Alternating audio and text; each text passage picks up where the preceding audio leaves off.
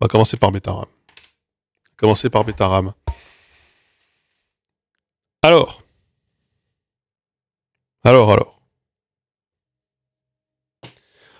Betaram, moi, s'il fallait que j'en parle ce soir, et si je voulais en parler ce soir, c'est parce que j'avais moi-même besoin de comprendre la temporalité des faits.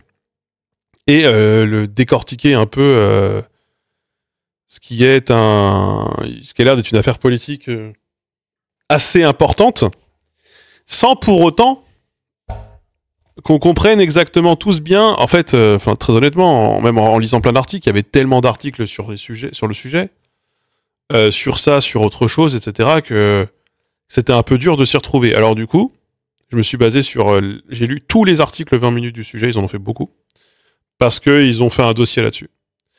Et je vais vous faire la liste de l'histoire de A à Z pour qu'on puisse comprendre exactement de quoi on parle et que vous puissiez avoir tous les éléments du début jusqu'à aujourd'hui. Du coup.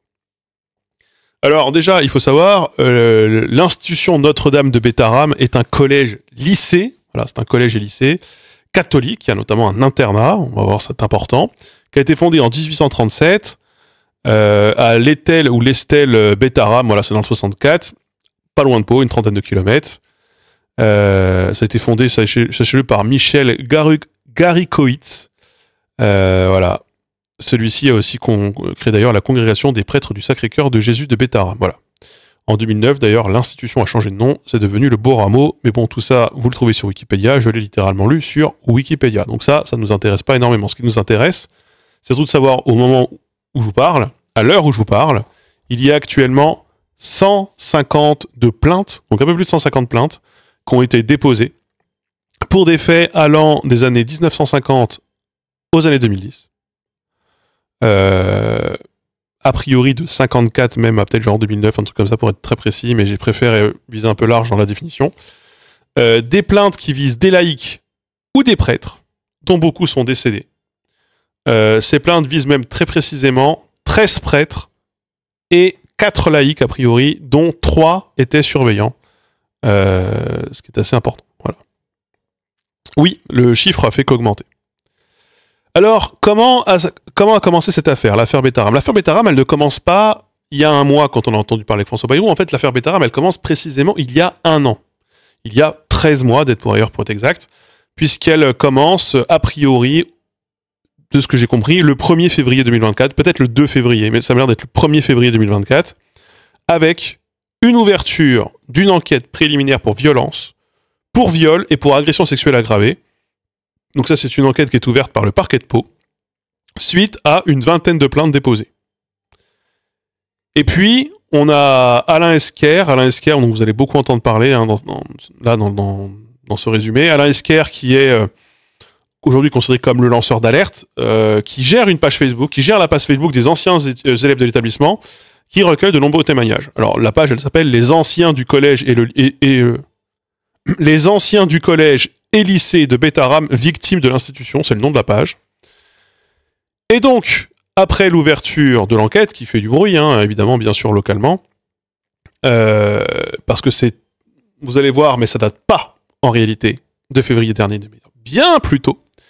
Après l'ouverture de cette enquête, la page Facebook quasiment double en nombre de membres, et de nouvelles plaintes viennent s'additionner régulièrement.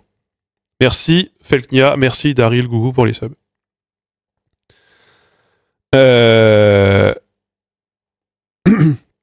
Comme le dit d'ailleurs Alain Esquer, lanceur d'alerte donc, le dossier est tentaculaire, il est évolutif puisque phénomène nouveau, on voit que des fils de notables ont pu être victimes aussi alors qu'on pensait qu'ils avaient échappé à un certain nombre de choses.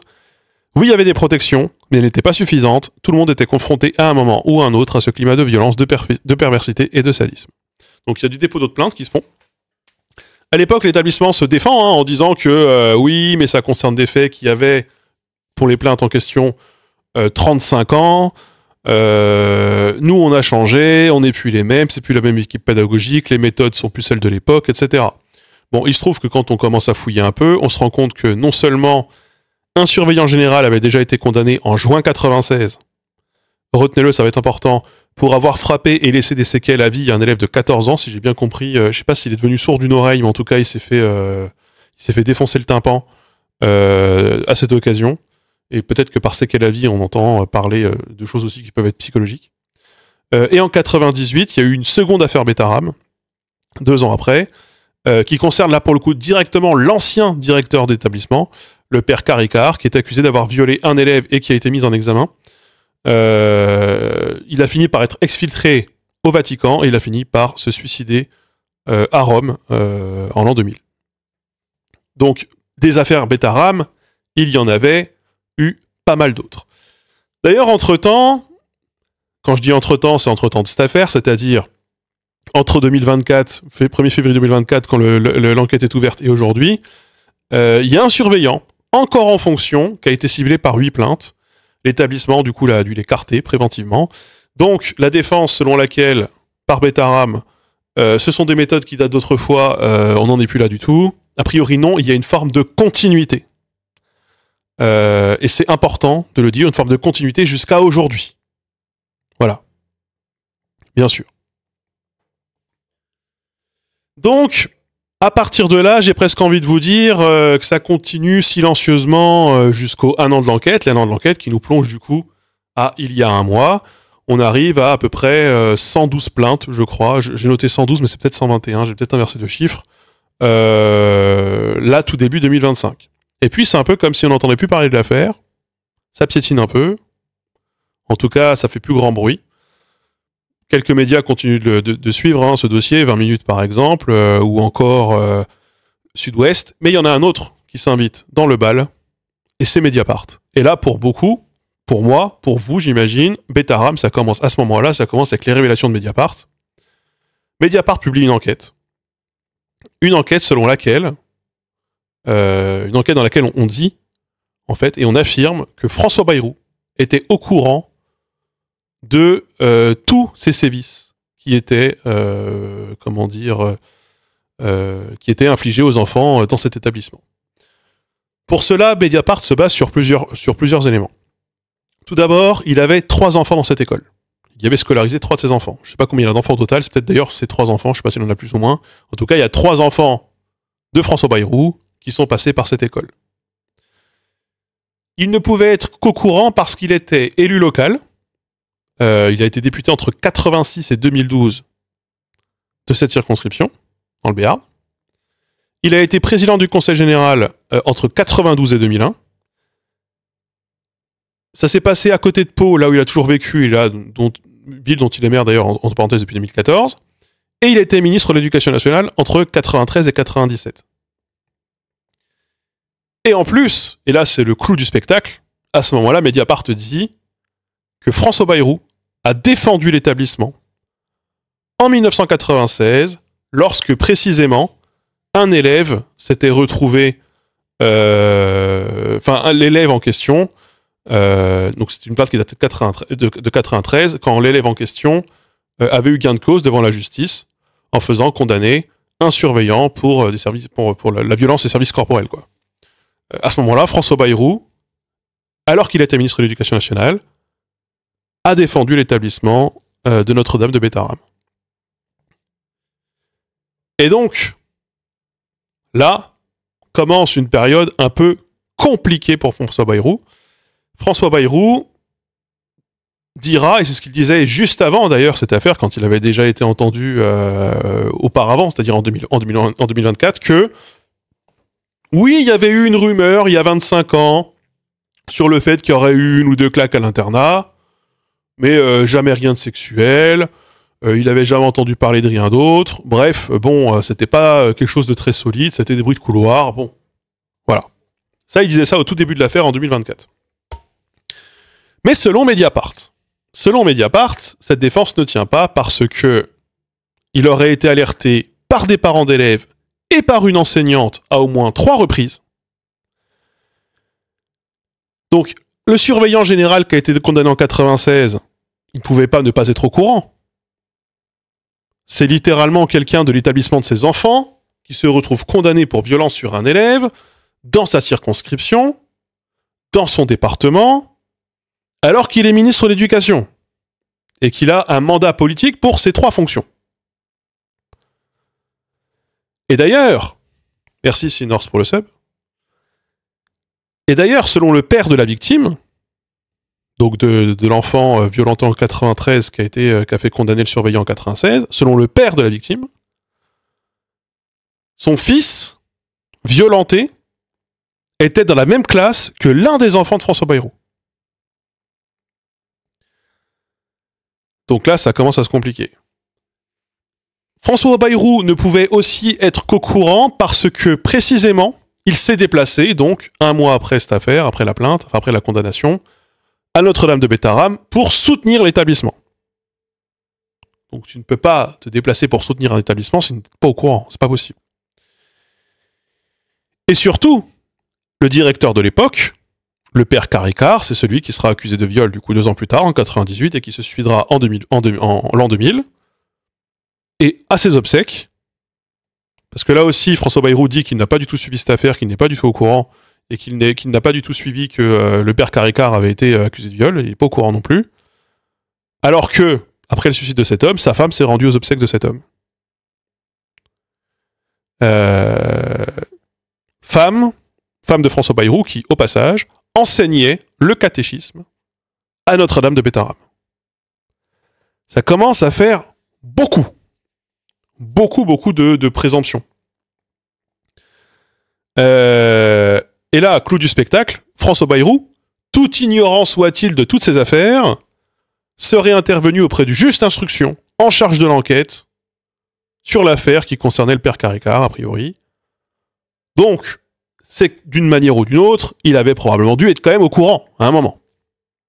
Et donc là, ça devient très compliqué pour François Bayrou. Dans les premiers jours, on n'en parle pas trop en France. C'est pas un gros sujet politique. C'est plutôt sous les radars. Et puis, il y a Paul Vanier qui interroge, donc Paul Vanier France Insoumise, qui interroge François Bayrou à l'Assemblée sur ce sujet. Et là, François Bayrou nous dit « Je n'ai jamais été informé de quoi que ce soit de violence ou de violence a fortiori sexuelle. Jamais. » Là, nous sommes le 11 février. Et il annonce d'ailleurs porter plainte pour diffamation. François Bayrou. Parce que ça suffit de me traîner dans la boue. Je ne savais pas.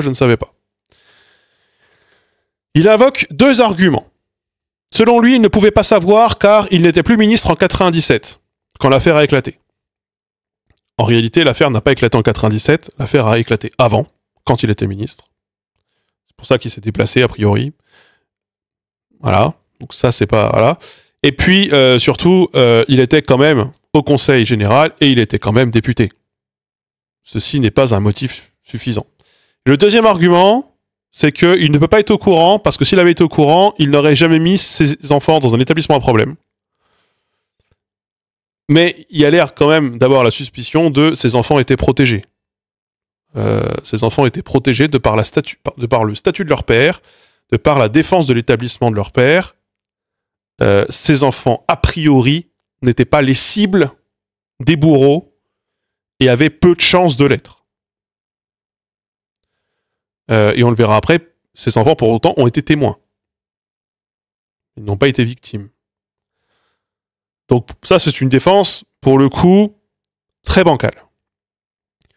Alors, le lendemain, évidemment, après que François Bayrou se soit défendu, en disant « je ne sais pas », je n'ai jamais entendu parler de rien, bien sûr, Mediapart, vous les connaissez, sort la deuxième salve. Mediapart fonctionne toujours comme ça. Eh bien, Mediapart sort un courrier qui atteste en gros que François Bayrou savait, en tout cas en 2025, savait en tout cas même... en fait, ça fait des mois et des mois qu'il est au courant, qu'il se tait, qu'il ne répond à personne, qu'il ne témoigne aucune affection pour les victimes, et qu'il refuse de se positionner. Il fait le mort. Pour ça, il y a un courrier adressé à François Bayrou par un septuagénaire, victime reconnue de l'affaire Bétarame par l'Église, donc victime reconnue de Bétarame par l'Église, qui avait écrit à François Bayrou en mars 2024. Il y a un accusé de réception qui atteste que le courrier a bien été remis à François Bayrou, que François Bayrou, a priori, a eu ce courrier. Et là, on était 1 mois après l'éclatement de l'affaire pas la troisième, quatrième affaire Bétarame, je sais pas à combien on est là, mais du coup de l'affaire de février 2024. Bayrou, le jour même, réitère. Et il dit « Jamais je n'ai été, à cette époque, averti des faits qui ont donné lieu à des plaintes ou à des signalements. » Il réitère. Il persiste dans le déni. Donc là, on arrive 2 jours plus tard, le 14 février, et on a l'un des avocats des victimes qui nous dit « François Bayrou a clairement soutenu l'établissement. » Donc c'est Jean-François Blanco qui expliquait ça à 20 minutes. Donc il y a l'article 20 minutes, vous pouvez aller le voir sur le dossier de Betaram. C'est l'avocat qui avait été saisi en 93 par la famille d'un enfant victime de violence. C'était un garçon de 14 ans du coup qui avait été frappé par un surveillant qui avait eu le tympan explosé. Et donc il y a eu lui aussi le supplice du perron, c'est-à-dire en gros on te fout en sous-vêtements au bord du fleuve, je crois si j'ai bien compris. Donc il y avait une plainte qui avait été déposée pour blessure volontaire et atteinte à la dignité, il y avait eu le procès du coup en 96, et c'est là qu'il y avait eu la condamnation du surveillant en 96. Cet avocat-là, qui au passage est un opposant politique à la mairie de Pau de François Bayrou, un gars de gauche, un avocat de gauche, centre-gauche, gauche, je sais pas, qui visiblement avait déjà échangé à ce sujet avec lui, nous rappelle qu'effectivement l'un des fils de François Bayrou était dans la classe du jeune qu'il défendait à l'époque, que ça avait été très médiatisé localement, que ce n'était pas possible de ne pas être au courant quand on habite à Pau, et ce n'était pas possible d'ignorer ce sujet, surtout quand on a un représentant politique. Au passage, je le mets là, mais François Bayrou nous défend le cumul des mandats au motif que ça permet de rester connecté aux réalités des Français et celles de sa circonscription. Au passage. Visiblement, ça marche pas très bien. Jean-François Blanco nous dit même « François Bayrou a clairement soutenu l'Institut. Un comité de soutien s'était par ailleurs créé en faveur de l'établissement catholique, avec à sa tête l'avocat de Notre-Dame, un proche de François Bayrou, qui était adhérent du même parti politique, à savoir à l'époque l'UDF. » C'est quand même extrêmement troublant. Alors là, nous sommes dans une période où ça commence à vraiment beaucoup en parler. Moi, par exemple, sur France Info, j'ai entendu la Civise en parler, ils sont vraiment pas contents. J'ai entendu d'autres représentants, même catholiques, en parler de l'affaire Betaram. Donc l'affaire Betaram devenait une affaire absolument... prenait vraiment beaucoup d'ampleur, et François Bayrou a dû, au bout d'un moment, faire quelque chose. Donc François Bayrou, le lendemain, le 15 février, décide d'enfin rencontrer les victimes. Alors pour cela, il les a fait pas venir à Paris, pour cela, il se déplace à Pau, souvenez-vous, parce que François Bayrou, tout premier ministre qu'il est, a décidé de conserver son mandat de maire, et donc il les reçoit dans son fief, à la mairie de Pau. Il annonce des moyens supplémentaires pour l'enquête, parce que c'est important de d'élucider toute la vérité sur des faits dont on rappelle, il n'est absolument pas au courant, il n'a jamais été absolument pas au courant, il n'a jamais été au courant de quoi que ce soit. Et il rappelle, j'ai fait tout ce que je devais faire quand j'étais ministre de l'Éducation nationale, du coup de 93 à 97. Et là, il nous dit, quand j'ai appris en 96 la première plainte pour une claque, j'ai fait organiser une inspection générale de l'établissement. Et là, c'est absolument troublant, puisque François Bayrou nous dit depuis le début qu'il n'a jamais été au courant de cette affaire. Il n'en a jamais entendu parler. Il n'en a jamais entendu parler, mais il en a entendu parler parce qu'il avait demandé une inspection. Ça commence à être vraiment une défense, pour le moins, difficile à maintenir. Alors, 3 jours plus tard... Non, pardon, vous dites pas au courant pour les VSS. Non, au départ, François Bayrou dit, je vous recite François Bayrou, je vous recite, je n'ai jamais été, à cette époque, averti des faits qui ont donné lieu à des plaintes ou à des signalements. Ça, c'est une des phrases qu'il dit. Et une autre des phrases qu'il dit, c'est « Je n'ai jamais été informé de quoi que ce soit de violence, ou de violence a fortiori sexuelle. » Donc non, François Bayrou, à la base, ne nie pas les violences sexuelles uniquement. François Bayrou nie toute violence pouvant donner lieu à des plaintes ou à des signalements. Il nie l'intégralité des accusations. Et du fait d'avoir été au courant de quoi que ce soit. C'est important. C'est important. Donc, on arrive 3 jours plus tard, le 18 février, et là, François Bayrou déclare à l'Assemblée nationale n'être jamais intervenu ni de près ni de loin dans ce dossier. qui se redédie quelque part, finalement. Et là, revirement total, il accuse Elisabeth Guigou d'avoir su, parce que c'est elle qui était là en 98. C'est elle qui lui a succédé au ministère de la Justice. Non, pas qui lui a pas succédé, mais qui est au ministère de la Justice à l'époque.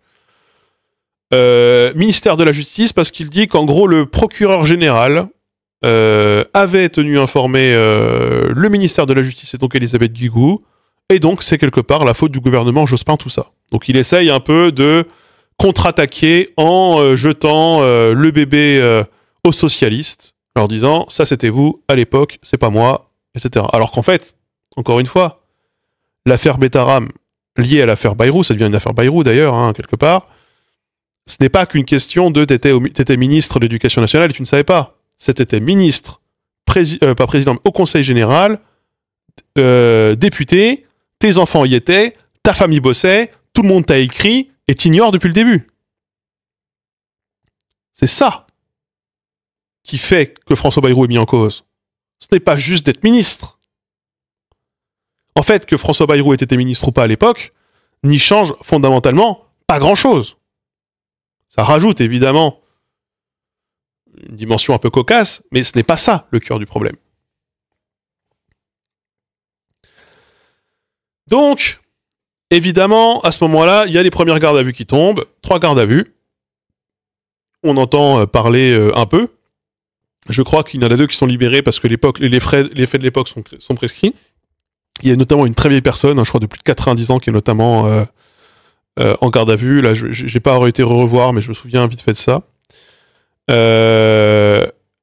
Et puis là, Mediapart sort la 3e vague. Parce que face à François Bayrou qui dit toujours que finalement il n'avait pas su, ne pouvait pas savoir, eh bien, visiblement, Mediapart se dit, et ils l'ont depuis le début, si on sortait pas un nouveau témoignage. Et là, du coup, c'était donc dans une vidéo diffusée par Mediapart, Françoise Goulung, qui était professeure de mathématiques de 94 à 96 à Betaram.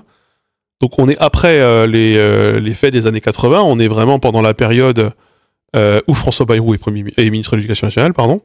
Eh bien, Françoise Goulung affirme avoir alerté à plusieurs reprises les autorités, dont l'Éducation nationale et l'Église, sur une atmosphère d'agressivité, de tension anormale.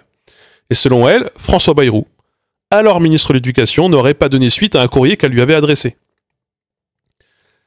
Pire que ça, je la cite, il y avait une salle de classe dans laquelle on entendait un adulte hurler sur un enfant, on entendait des coups, et on entendait l'enfant qui suppliait qu'on arrête, se souvient-elle. Lorsqu'elle demande à Elisabeth Bayrou ce qu'elles peuvent faire, donc toutes les deux, Elisabeth Bayrou lui répond, d'un ton détaché, que ses enfants n'en valent pas la peine.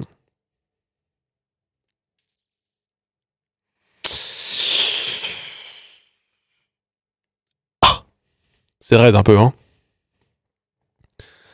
Donc l'enseignante, la même enseignante, évoque aussi un échange avec François Bayrou en 95, lors d'une cérémonie à Pau.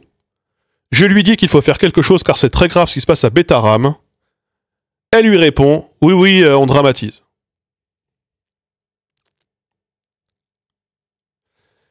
Et là, ce même jour, François Bayrou nie à nouveau avoir su quoi que ce soit. Bien sûr, il est dans la dénégation la plus totale. Donc là, se passe quelques jours, on arrive le 22 février. Le 22 février, Emmanuel Macron redonne sa confiance à François Bayrou concernant l'affaire Betaram. Et croyez-le pas, François Bayrou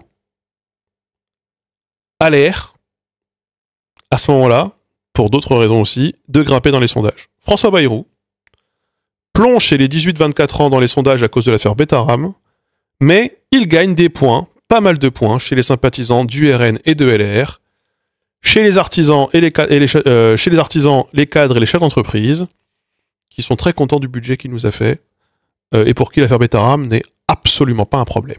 Voilà, sachez-le quand même que François Bayrou, dans toute cette séquence, n'a pas perdu en popularité, au contraire. Sachez-le. Je veux vraiment que vous le sachiez. Et donc là, se passe un truc assez incroyable, assez inattendu. Le lendemain, je sais plus si c'est le même jour ou le lendemain, la fille de François Bayrou intervient. Et là, on a la fille de François Bayrou.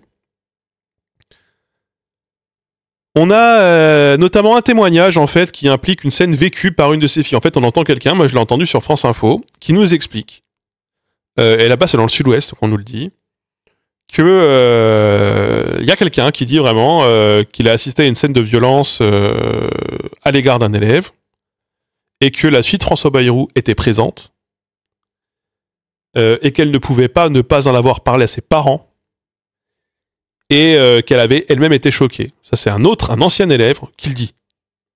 Alors là, François Bayrou se dit très en colère parce qu'on a mêlé ses enfants à la polémique qui le vise et que ce n'est pas normal. Et donc, du coup, sa fille a discuté avec le journal local, bien sûr, et nous a dit que l'affaire Betaram peut être vue comme une chance pour elle, parce que ce dossier permet d'interroger la question du déni individuel et collectif des violences dans la société. Elle affirme aussi que c'est la question qu'elle porte depuis des années et sur laquelle elle a envie qu'on avance autrement qu'en posant des injonctions.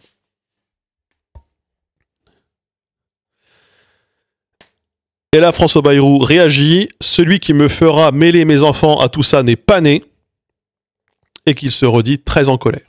François Bayrou est vraiment pas content qu'on lui dise qu'il a fermé les yeux sur des agissements de violence et des actes de pédophilie, on rappelle. Donc, nous sommes rendus au 24 février.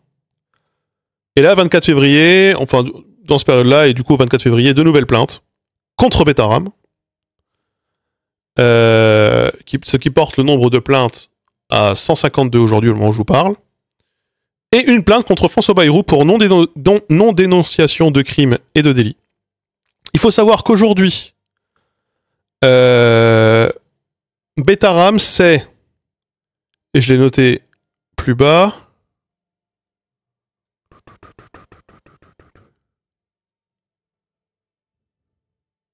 ah oui, non, on va parler de...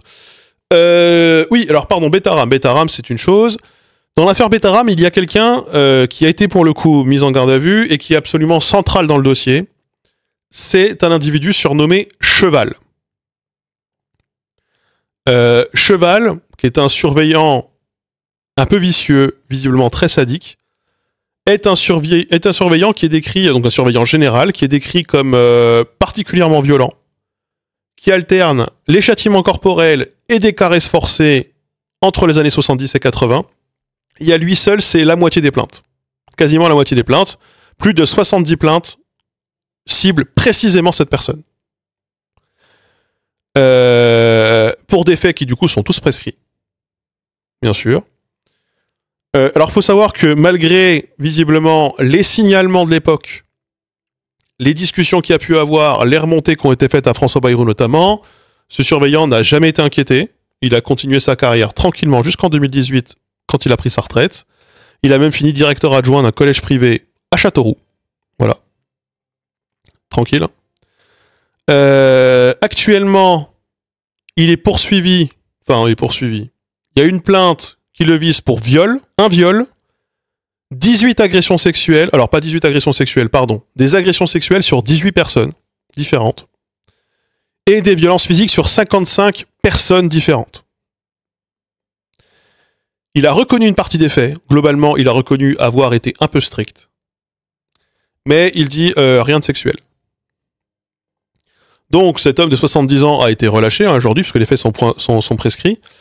Mais il est vraiment pointé du doigt par beaucoup de gens, dont Alain Esquer, donc le lanceur d'alerte.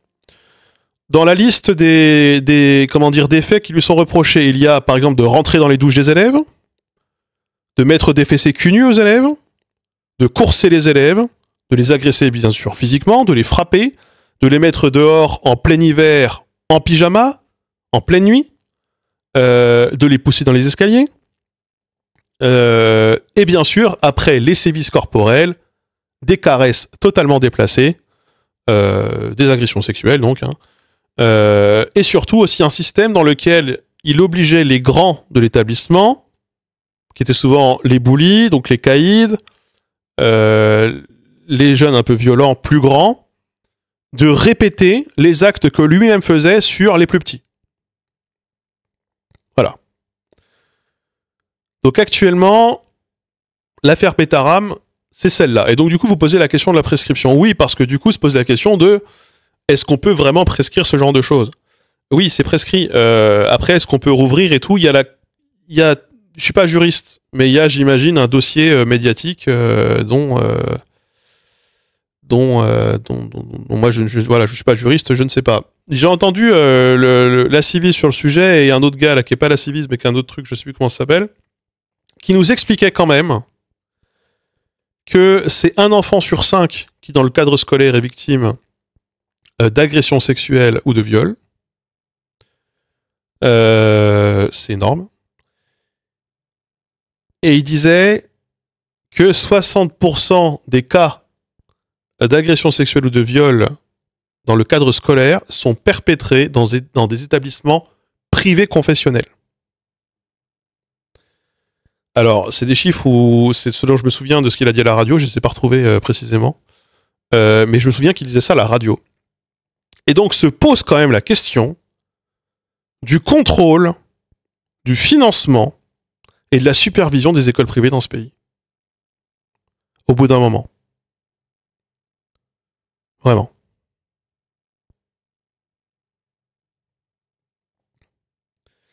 C'est une moyenne. Non, c'est une moyenne pour l'intégralité de la scolarité. Sur l'intégralité de votre scolarité, si on prend toutes les personnes sur l'intégralité de leur scolarité, il y en a une personne sur 5 qui sera confrontée à une agression sexuelle ou un viol dans le cadre scolaire. Bah, surtout catholique, où c'est les mêmes proportions des autres religions. J'ai envie de vous dire, la question, elle est à peu près factice, parce que quand bien même ce seraient d'autres établissements, l'essentiel de l'enseignement privé confessionnel, en France, il est catholique. Ça représente la très très large majorité de l'enseignement privé confessionnel en France. Et donc, évidemment, François Bayrou, très catholique, dont la femme enseignait le catéchisme à Bétharram, a probablement fermé les yeux, peut-être, comme le suggère Alain Esquer, parce qu'il n'y croyait pas lui-même et parce qu'il ne pouvait pas y croire et qu'il ne voulait pas y croire, parce que ça va contre ses principes et contre les principes de sa religion, même si, bon, au bout d'un moment, les victimes de l'Église, il y a commencé à en avoir quand même un paquet, hein, si je peux me permettre.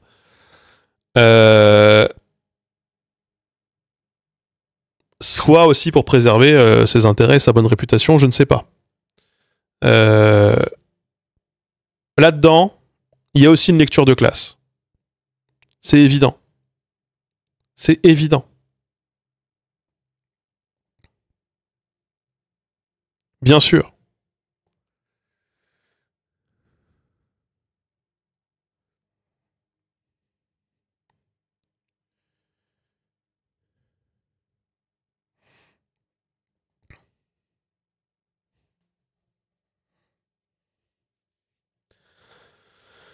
Donc on est sur un dossier qui n'est pas encore clôturé, hein, qui est même loin d'être clôturé. On va suivre, mais François Bayrou, aujourd'hui, il a l'air de ne faire absolument aucun doute qu'il savait, qu'il a défendu, qu'il a protégé, qu'il a couvert un établissement où se passait de manière banale, répétée sur une longue durée, des faits de pédophilie, d'agression physique et d'agression sexuelle, peut-être, oserais-je dire, de bonne foi, pensant que l'établissement était un cadre sécure et que une éducation stricte, ça ne fait pas de mal. François Bayrou, il est un peu là-dessus quand même. Pour autant, tout choqué puisse-t-il être aujourd'hui, son silence et son soutien, l'un ou l'autre, a conduit à ce qu'on ait beaucoup plus de victimes que ce qu'on aurait eu probablement si jamais il y avait eu un sujet politique bien plus tôt là-dessus. Bien sûr, vous parlez des médias en France, beaucoup de médias n'en ont pas parlé, oui, et beaucoup de médias continuent de ne pas voir le problème, oui.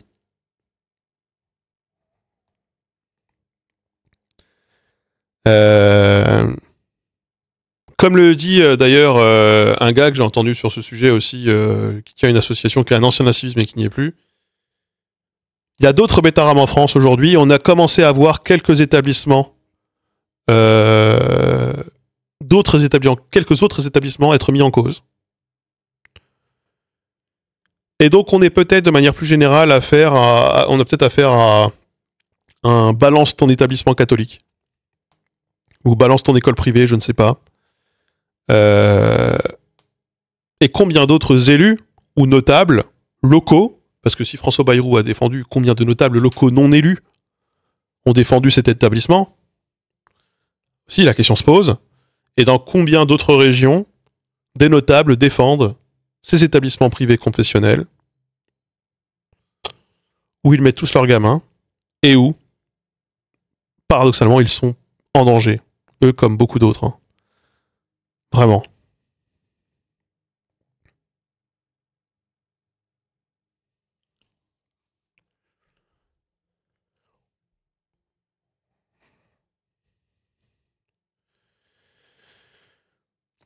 À quel moment tu laisses ton gosse une fois que tu sais ça? Bah, c'est parce que tu y crois pas.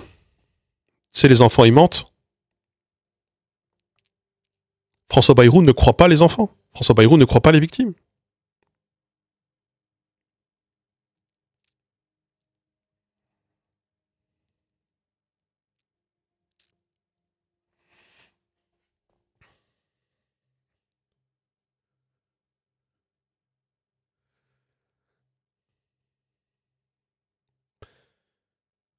François Bayrou devrait démissionner. Hein. Quand même. On peut quand même d'ailleurs se dire, si je peux me permettre, que François Bayrou, qui ne devait même pas devenir Premier ministre à la base, qui aurait dû tomber par une censure, se retrouve quand même dans une affaire vraiment sordide, ne part pas et reçoit le soutien d'Emmanuel Macron. C'est absolument délirant. Je suis de Pau, j'étais au primaire dans les années 90, à l'époque quand tu faisais trop chier tes parents, ils te menaçaient de t'y mettre en internat, et tu la fermais FISA en te mettant ouvert quelque temps. Un Bétaram a la réputation d'établissement hardcore à délinquants depuis longtemps.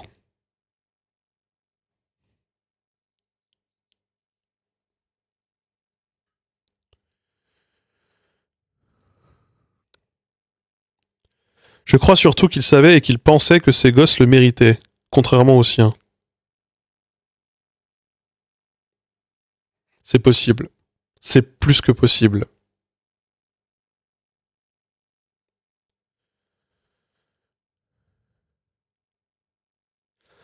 François Bayrou avait quoi comme moyen d'action? En tant que ministre de l'Éducation, tu veux dire? Bah, il me paraît avoir eu plus de latitude que beaucoup d'autres personnes. Et comme élu au Conseil général et comme député en même temps, en plus, ça fait beaucoup quand même.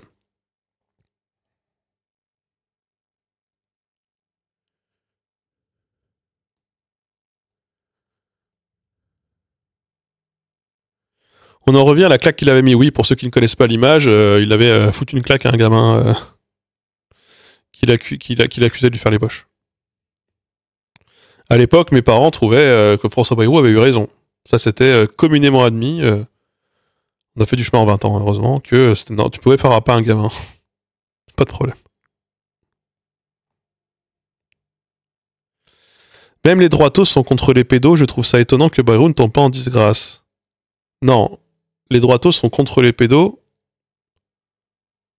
uniquement quand ce sont des profils errants,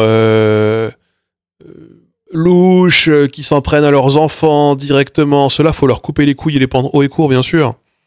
Quand ce sont des prêtres, des notables, des professeurs, des gens respectables, des gens qu'on ne soupçonnerait absolument jamais, sous aucun égard. Quand c'est le voisin, avec qui il faut garder de bonnes relations. Quand c'est n'importe qui puisse faire et qui puisse voir ta position sociale vaciller, alors là, tu défends. Là, tu défends la pédophilie. Parce que c'est pas vraiment de la pédophilie dans ces cas-là. C'est ton enfant qui exagère, c'est l'enfant des autres qui exagère. C'est pas la même chose. C'est ça, aujourd'hui, le système de pensée dans lequel ces gens sont bloqués.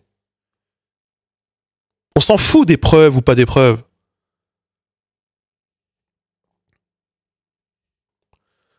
Vraiment.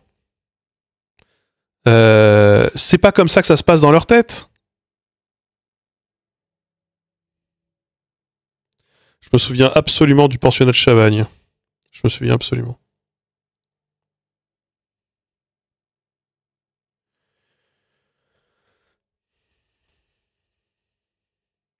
La violence éducative est absolument très répandue, oui, effectivement. Et il y a aussi ce truc de les enfants ne sont pas des vraies personnes. Les enfants, par exemple, ne souffrent pas. Les enfants exagèrent. Ce n'est pas pareil.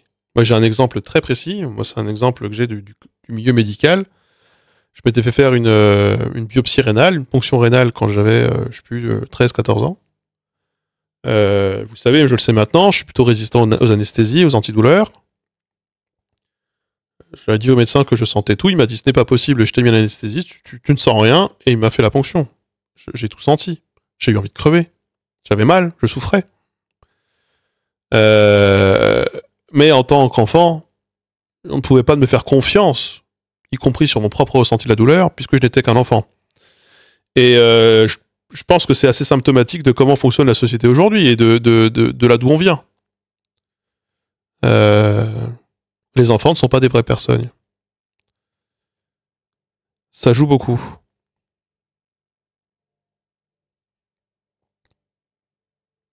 Alors oui, après, il y en a beaucoup qui en parallèle ne croient pas à des trucs comme Betaram. Quand on voit que les sympathisants LR ou RN ont une meilleure cote de sympathie pour François Bayrou maintenant qu'avant l'affaire, alors que comme vous le dites, ils ont l'impression qu'il y a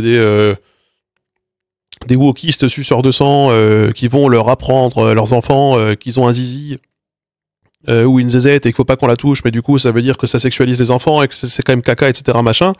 Bah non, en fait, enfin tu vois, bien sûr, ils ont peur de fantasmes, ils n'ont pas peur de la réalité dont ils sont complices en adoptant pour cette stratégie de déni, quoi. Ça, voilà.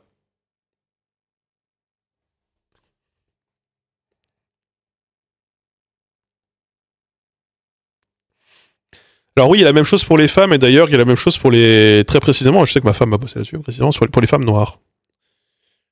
Les femmes noires ou arabes. Le syndrome méditerranéen, ça s'appelle, si vous voulez vous renseigner. C'est on considère que les femmes noires ou arabes, ou bronzées, globalement, exagèrent. Toujours. Euh...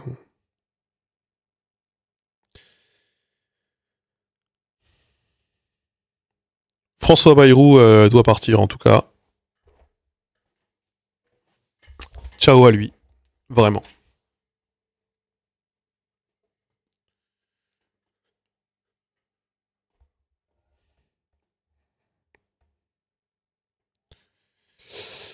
Si, c'est aussi espagnol, mais globalement, enfin, le taux de mélanine joue beaucoup. Hein. Je sais que ma femme, après, elle a bossé sur précisément les femmes noires. Mais elle parle aussi du syndrome méditerranéen pour les personnes de la Méditerranée, oui, bien sûr. En vrai, je suis pas spécialiste, j'ai pas envie de dire de bêtises, mais en tout cas, sachez que ça existe. Allez lire là-dessus, voilà.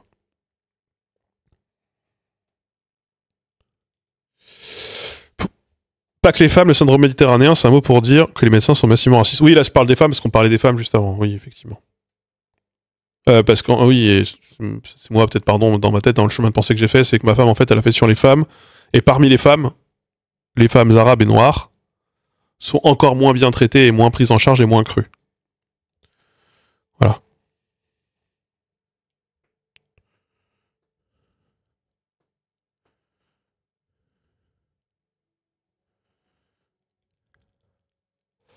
C'est moi qui j'ai du mal à m'exprimer.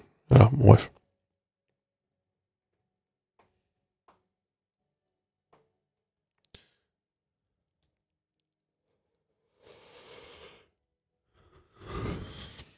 Voilà pour l'affaire Betaram. Terrible.